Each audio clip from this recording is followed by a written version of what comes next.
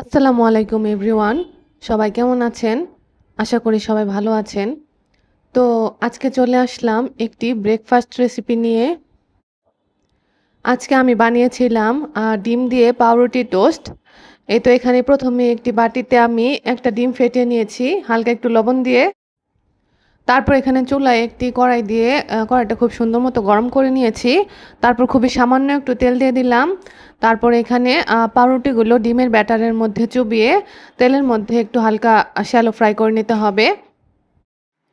এই যে এখানে আমি সবগুলো পাউরুটির পিস একসাথে দিয়ে দিয়েছি।